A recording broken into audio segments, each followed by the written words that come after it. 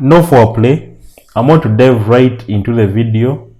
As the title gives away, 1000 dry humps in 1 hour challenge, or as we commonly refer to it, the 1000 push-ups in 1 hour challenge.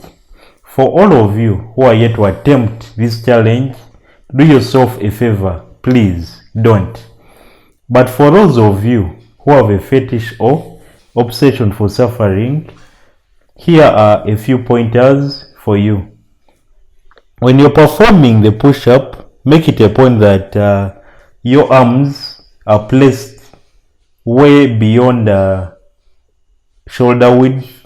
This will help reduce the range of motion. With a reduced range of motion, that means we can do more repetitions per second compared to bringing your arms closer, because that increases the range of motion. And with increased range of motion, that means we spend more time and we expend more energy trying to complete a repetition. As you can see in the video, I was trying to jot down the number of repetitions I was doing, but I would recommend that if you're going to attempt this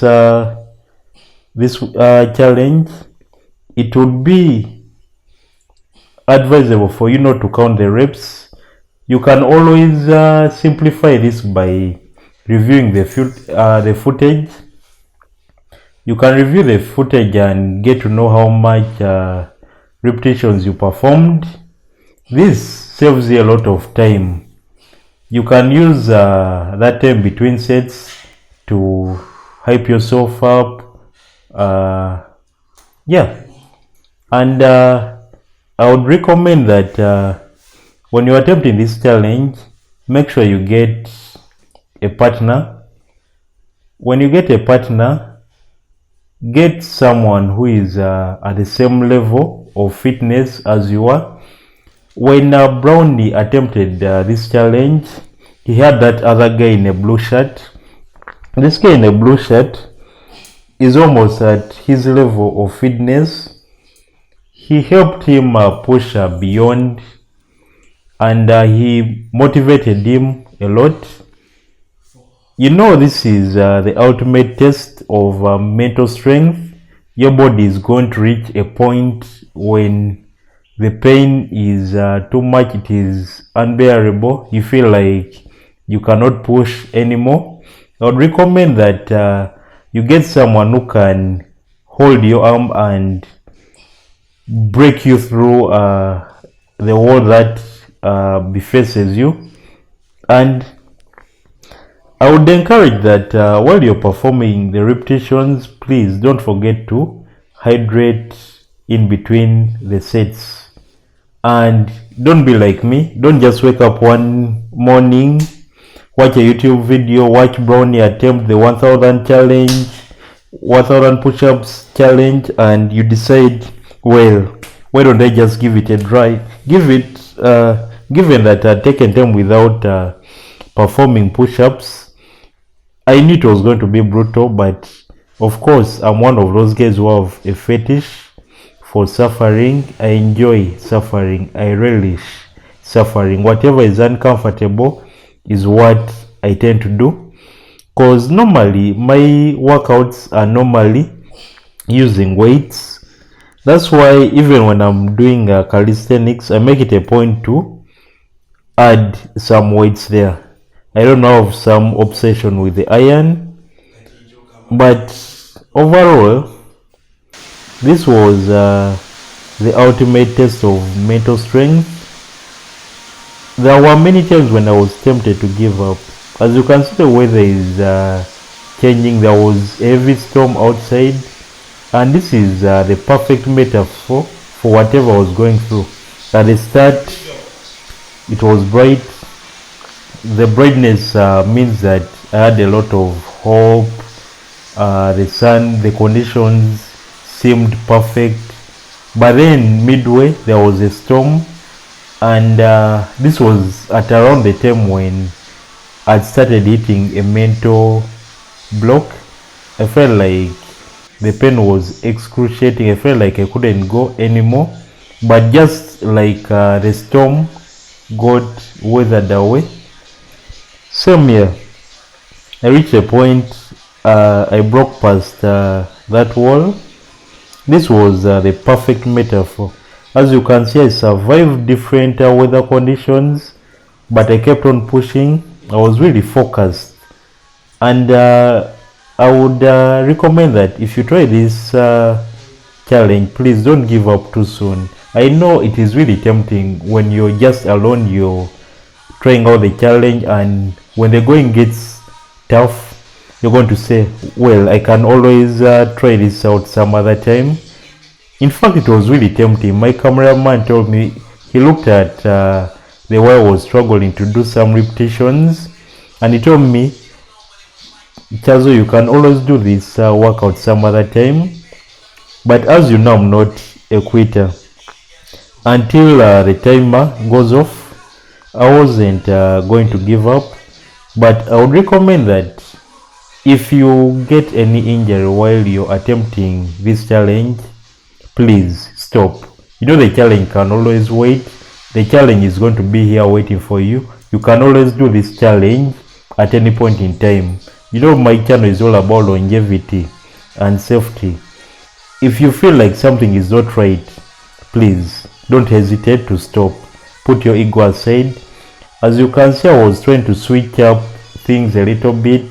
I added in some decline push-ups just for the thrill. It's common knowledge that the more you get exhausted, the more likely your form is to break down. In fact, it's hard to find, unless you're Brownie, when you're exhausted, your form is going to break down. I saw Brownie's attempt. The guy's form was better than what I started with. This guy is such a beast. It's like his form got better as he went ahead. But if you're not Brownie, of course, he could be the exception, or he could be a very good editor. But with exhaustion comes form breakdown. That's why a term has been coined in the fitness industry. They call this challenge the most dry humps in 1 hour challenge. Why? If you go and watch the world record for the most push-ups in 1 hour, and go to the comment section on YouTube, you're going to find comments like zero repetitions performed that day, or no repetition done that day. Why? Because this guy made it a point to just he had a he was doing a wide push-ups, and he barely broke past 90, because I think the rules are that you have to break 90. So just like these people who attempt pull-ups, there's no point in going that extra range of motion, like bringing your chest to the bar. That would be ideal if you're trying to get hypertrophy. But when it comes to breaking a record, it's a race against time. If the rules are that your chin has to be past the bar, you have to make the repetition sufficient that your chin makes it just past the bar, not too much of it, because that would be wastage of not only energy, but it would be wastage of the time you're trying to beat. So if you're going for a world record, of course your form won't be perfect, because it's hard to do the perfect form and you beat that time. It's really, really hard. That's why people were claiming that he was dry humping. His arms were barely bending. His body was not really, yeah, it was moving, but not really that much. That's why many people were complaining. But rules are rules. If you feel like the field What in about keyboard warriors? They talk a lot, but here the field is level. The rules are the same. The rules have never changed. If you want to break the record, if you think you can do a better job, you go and attempt that world record. We see how you're going to fare, because the rules are the same. It's not like you've been excluded to go and compete. But this has been the argument that has been going on for some time. When it comes to push-ups, just like push-ups, the bench press, it has come to a point whereby someone barely moves the back. There's basically zero range of motion because the arc is too high. They're holding the bar from after the rings, so it wouldn't, I don't know, it would make no sense. Yeah, true. Whatever they do is in line with the rules and regulations of different federations. But what is pissing people off? These people are barely moving the bar, but they are following the rules to the letter. This is why it would be most people, for you to attempt a world record, you have to make it a point that you take advantage of whatever loophole you're going to find. Make it a point. Don't expend useless energy by doing an extra range of motion which is not really, it's not like they're going to reward you for it.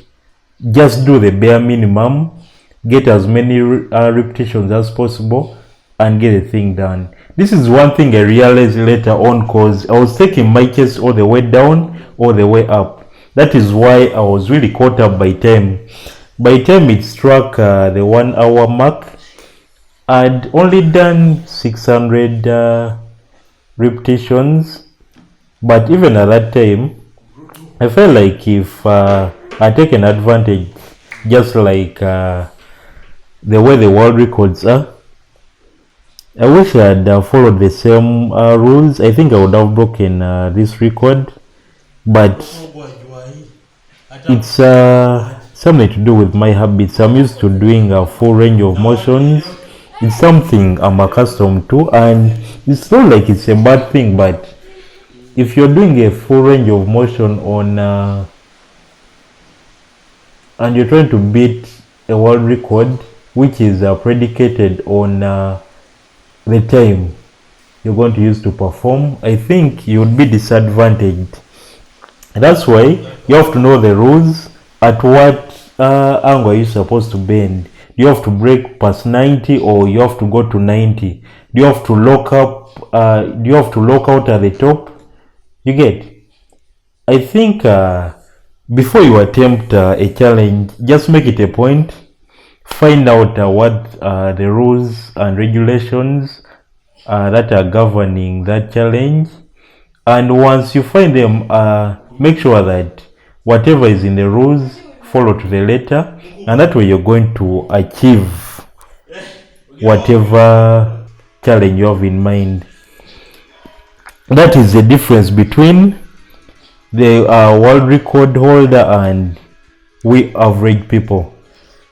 They do their research. So go and do your research before you attempt the challenge. Don't be like me. So I think if you're still a beginner, it would be prudent that you first master the movement, first master the push-up before you attempt any sort of challenge. It is counterproductive to attempt the 1000 push-ups in an hour challenge when you can't even do 10 push-ups in like an hour or like in 30 minutes. Because what can result from that is you might get injured. That is one thing. So like I said earlier, build up to the challenge. Don't just wake up one day like I did and attempt the challenge. Of course, it did end very well for me. I didn't attend the challenge. At one point during the challenge, the law of diminishing returns started applying to me. Because in my first set, I did over 50 repetitions in one set, and it was really effortless. But then with time, the number of repetitions I was doing were varying. At times you'd do only 10 repetitions, at times you'd do only 5 repetitions. But I kept on pushing. I did not want to bore you with all the footage. Imagine putting an hour worth of footage on just uploading it on YouTube. I don't think any of you would have watched the video to its natural end.